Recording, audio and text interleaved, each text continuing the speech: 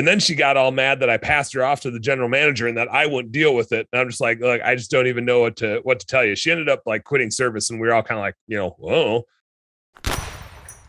It's time for bookkeeping, beer, and BS.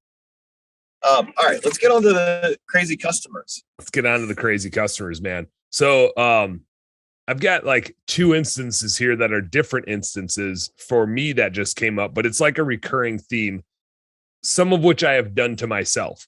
A couple weeks ago, I had a home cleaning client of ours in Cleveland. I'm in Minneapolis, right?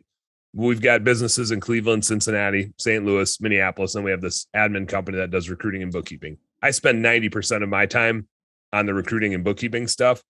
I'm more of like a CFO and a coach to our other operations. And I'm a part owner of all of them, different percentages for all of them. But I'm the one owner that's responsible for like being the coach and overlooking these businesses. But if a customer ever says, "Hey, I want to talk to the owner," it's like nope, I don't exist, right? I'm on an island. I'm an investor. I'm on an island somewhere in the Bahamas. You're silent partner. Yeah, but you're never silent. If you have a problem with Amazon, you don't call Jeff Bezos, and you for sure don't call their stockholder. And I don't want to like compare us to an awesome multi-million-dollar company, but like I don't want customers to find me to know who I am. At an early point in our business, I did like jump in and problem solve stuff with different customers because I was kind of wearing all the hats and jumping in to help. So somehow from like 5 years ago, this customer had my contact information, my email address, and sent me an email. And she was like barraging our customer service person who, I won't even get into the details, but basically like the customer had a misconception about the chemicals we were using to clean their house. We had been using them since like COVID happened, right? Because we had to use whatever supply we could get our hands on. And just recently her cat developed an allergy. So you can imagine where this is going, right? Her cat developed an allergy. We got blamed for, it must've been us switching our chemical. And so we defended ourselves, 4 different ways about like, well, we switched chemicals 2+ years ago when COVID happened. We haven't used anything different. We told you at the time because we communicated our asses off about it. So, sorry, it's not us, but like, let us know how we can help. And then she would like twist our words around and just kept coming at us. And she like pulled me in to show me how bad of a job my customer service person was doing.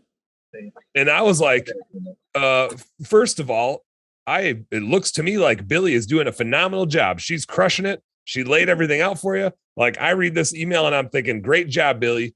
So I'm not, Mrs. Jones, I'm not seeing eye to eye on your interpretation of where she's treating you poorly or telling you not truths. Like she very clearly laid out when we did the switch, and it seems like it's not relevant to your situation. But if we do need to switch cleaners, like that's something we can do. We just like, you would have to provide it because it's not our cleaner. And we would just need to like have you sign this thing. And then she like came back at me with something. Then I just finished that with like, here's our general manager's information because I can't do anything for you here. This is like why I have her, and why I have her is like, these are their jobs. I'm not going to stop my employees from doing their jobs. So here's the general manager's information to like solve this thing. And our general manager like knows her and cleans for her. So this like, they already know each other. So I don't know why she even came to me in the first place. And then she got all mad that I passed her off to the general manager and that I wouldn't deal with it. And I'm just like, I just don't even know what to tell you. She ended up like quitting service, and we were all kind of like, whoa. But man, I just like, it was one of those things where like, when you tell the same version of the truth over and over to the same person, and every time they like weave their own story in their head, you're like, I don't know what you just read or what story you just told yourself, lady, but I said none of that. Yeah. You just drew a conclusion right out of your ass. And now I don't know how to defend myself besides saying like, well, I never said that. I'm not sure where you got that from. But yeah, I don't see a way we're going to move forward here. Cause if this is the story you believe in your head, there's no way I can defend myself against something that's so far out in left field. Man, I was like, I lost sleep on it for like a minute, and then I just kind of thought it was funny. Yeah.